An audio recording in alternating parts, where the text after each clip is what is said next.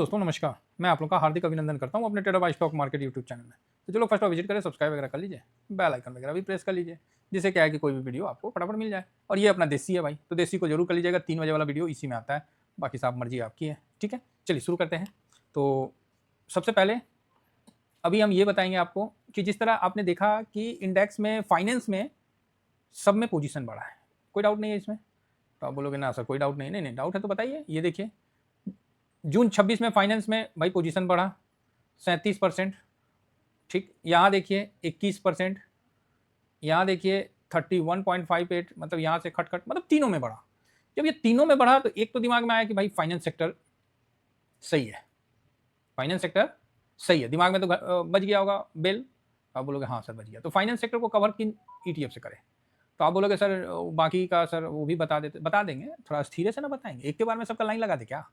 तो इसीलिए पहले फाइनेंस को समझ जाइए और तीनों में पोजीशन आपका बनाते हैं तो फाइनेंस को कवर कर लेंगे। पहला बैंक निफ्टी 600 का है, तो बैंक निफ्टी को कैसे कवर करते हैं हम लोग? बैंक 20 से होल्ड जिंदगी भर करिए, कोई इसमें आपका प्रीमियम नहीं कटेगा। 1 साल, 5 साल मैक्सिमम। देखिए मैक्सिमम कब का है? 2004 से है, 2004 से लिस्टेड है, सोचिए आज तक है। तो आप समझ सकते हैं कि बैंक आराम से पकड़ लीजिए, सारा इसमें कवर हो जाता है। तो यहाँ मैं 2-3 चीज बताऊंगा जिसको आप समझिए तो अच्छी बात है। ये क्या है? बैंक निफ्टी को कवर करता है। 14 स्टॉक आते हैं और इसमें प्राइवेट और सरकारी दोनों आते हैं, प्राइवेट और सरकारी दोनों आते हैं। जिस तरह HDFC, ICICI, एक्सेस, ये सब हो गया आपको, ठीक है।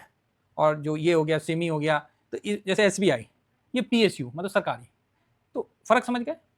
अगर आपको मन करता है कि सर हम दोनों को कंबाइन कवर करना चाहते हैं तो आप इसमें करिए, और मेरा विश्वास है कि बैंक निफ्टी 61,000 की तरफ निकलेगा। ठीक है, अब ये मतलब निकलेगा ऊपर, तो ये वाला ही पोजीशन जो है हम लोग का, ये भी 700 के ऊपर निकलेगा, तो बढ़िया है, होना चाहिए। तो ये तो समझ गए। अब आप जब सरकारी बैंक को कवर करिएगा तो सरकारी बैंक को किससे कवर करिएगा? तो PSU बैंक 20 बढ़िया चीज है, अच्छा मतलब पोजीशन चल रहा है PSU। अब देखिए जब बता रहे हैं तो थोड़ा सा एनालिसिस भी कर देते हैं। फिलहाल जो गिरावट है वह थमता हुआ दिख रहा है इसमें, ठीक है। तो हालांकि आज की बात अलग है, आज थोड़ा सा PSU में दिक्कत होने का कारण था कि आज स्टार्टिंग में मतलब जो डाटा देख के समझ में आया कि शॉर्ट सेलिंग हो चुकी थी, जिस कारण से मतलब आज PSU में उतना अच्छा बूम नहीं हुआ। ठीक है, तो इस चीज़ को भी समझिए, शॉर्ट सेलिंग के कारण। तो आप बोलिएगा अच्छा किस पे हुआ था? तो शायद SBI पे हुआ था। तो मैं आपको वो दिखला देता हूँ एक सेकंड में। सीट में यहाँ है क्या? नहीं यहाँ नहीं है, अरे वहीं था, रुकिए, यहाँ यहीं से मैं दिखला देता हूँ। यस, डाउनलोड में। तो ये शॉर्ट सेलिंग, यहाँ पर आप देख सकते हैं कि SBI का भी नाम है, तो उसको देखने के लिए यस काफ़ी है। ठीक है, ये तो ऑलरेडी सही है। ये सिंबल हो गया, और इधर state bank of India. Okay, state bank of India नहीं है, आज PNB में आज क्वांटिटी देखिए 1,87,000 का मतलब बिकवाली हो लिया था, और SBI में 48,000 का, सॉरी हाँ 48,000 का। तो ये दोनों ना बांध दिया PSU को, समझे। हालांकि HDFC में भी आज बिकवाली हुआ था, HDFC में भी आज मतलब नीचे की तरफ धकेलने का कोशिश किया था। ICICI बैंक को नहीं किया, नहीं ICICI को भी रगड़ा, ऐसा नहीं है, दोनों को रगड़ा। इसको भी आज 69,000 के आसपास ICICI बैंक को रगड़ा था। ठीक है, तो कोई नहीं, होते रहता है। तो उसके मुताबिक आज जो बैंक निफ्टी है वो ठीक ही चला, आज 0.75 अप होके ही बंद हुआ। PSU में लेकिन सही रहा, PSU भी कुल मिला के सही रहा। तो आप जब भी PSU को कवर करिए ना, तो एक चीज़ दिमाग में रखिए कि आप सरकारी बैंक में पैसा डाल रहे हैं। 12 स्टॉक आता है, जिसमें state bank of India, bank of Baroda, Canara bank, PNB। तो PNB में आज शॉर्ट सेल मारा, और इसमें चलो उतना ज़्यादा नहीं था, फिर भी दिख रहा था कि किया है, कोई बात नहीं।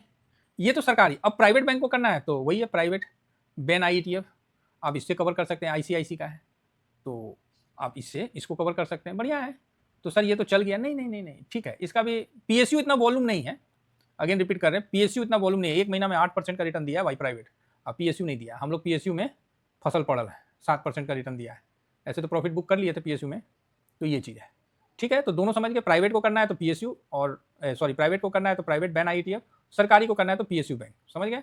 PSU इसमें, तो इसमें आपका पोजीशन चारों में आप रख सकते हैं। तो 3 तो बता दिए। चौथा आपको मैं फाइनेंस सेक्टर के लिए बता रहा हूँ, BFSI। ये हम लोग पहले कवर किया करते थे, अभी नहीं, पहले मतलब 2023 में इसमें पैसा लगाया करते थे। उसके बाद इसने ऐसा फंसाया था ना कि 8 महीना तक मतलब हम लोग हिलने नहीं दिया, मतलब 3% माइनस तो 3% माइनस, वहीं का वहीं पड़ा रहा, मतलब तगड़ा झिलाया, रियली बता रहे हैं। ये भी देखिए 1 महीना में 7 7.5% का रिटर्न दे दिया। तो अब आप बोलोगे सर तो फिर क्या अभी इन्वेस्ट करना सही रहेगा? अरे भैया काहे नहीं सही रहेगा, अप से डाउन में है, काहे नहीं सही रहेगा। 1 साल में देखिए अभी भी डाउन है, अब ऊपर से नीचे आया है। तो आप क्या चाहते हैं कि इतना दिन, मतलब ऐसा नहीं है, थोड़ा पुराना ETF है, लेकिन बहुत पुराना ETF नहीं है, ये हम लोग के सामने ही बना है, 1 सितंबर 2023 को ये मतलब ये अस्तित्व में आया है, मैक्सिमम में भी देखिएगा। और तो यही 23 में जब आया था तो हम लोग इसको लिए थे, और इसको हम नाम ही रखे थे सुखी लाला।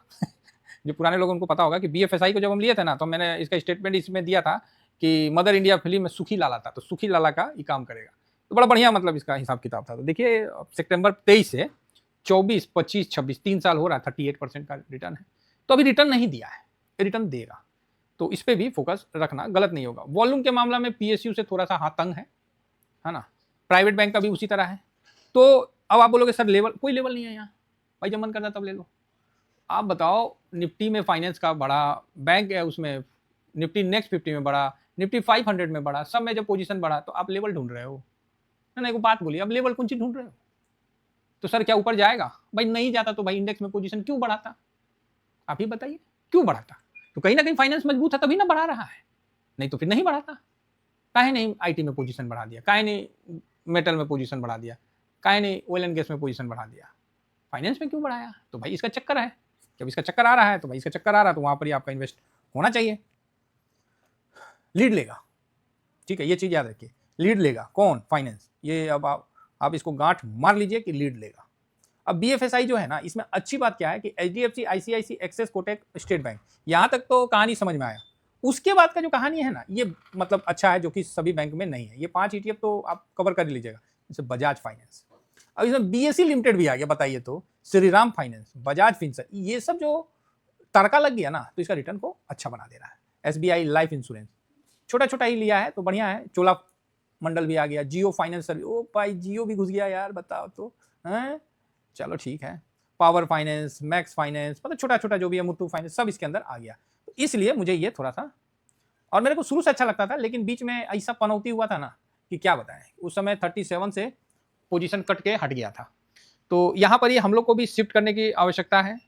एक सेक्टर जहाँ जहाँ पोजीशन कम हुआ है, वहाँ वहाँ थोड़ा पोजीशन हम लोग भी कम करें, जिधर निफ्टी का पोजीशन बढ़ाया है उधर हम लोग भी बढ़ा लें, एज पर कंडीशन। ठीक है, अब आप कर पाते हैं तो अच्छी बात है, नहीं कर पाते हैं तो वेट करिए, सब तो ठीक ही हो जाएगा, है ना।